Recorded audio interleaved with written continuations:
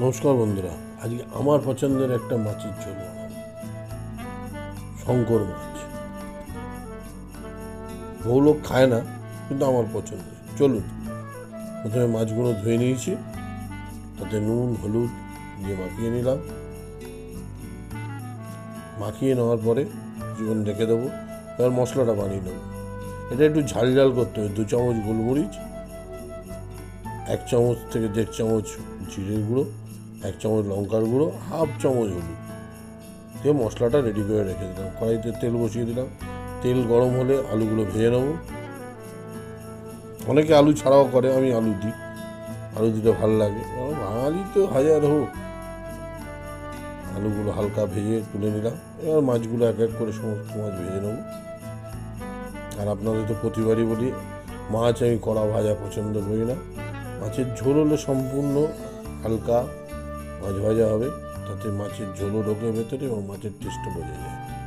মাছগুলো ভাজা হয়ে গেলে ওই তেলের ভেতরেই 2খানা পেঁয়াজ কুচি করে দিয়ে দেবো, 2 চামচ রসুন, 1 চামচ আদা আর 2টো টমেটো, স্বাদ মতো লবণ দিয়ে ওটাকে ভালো করে কষাতে হবে।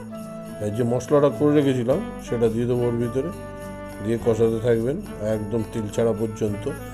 যখন তেল ছেড়ে দেবেন, ওই বাটি ধোয়া জল দিয়ে দিলাম কিছুটা, যেটা মশলা রেখেছিলাম। এবার কষাতে কষাতে যখন তেল ছাড়বে, তখন প্রথমে আলুগুলো দিয়ে দেবো।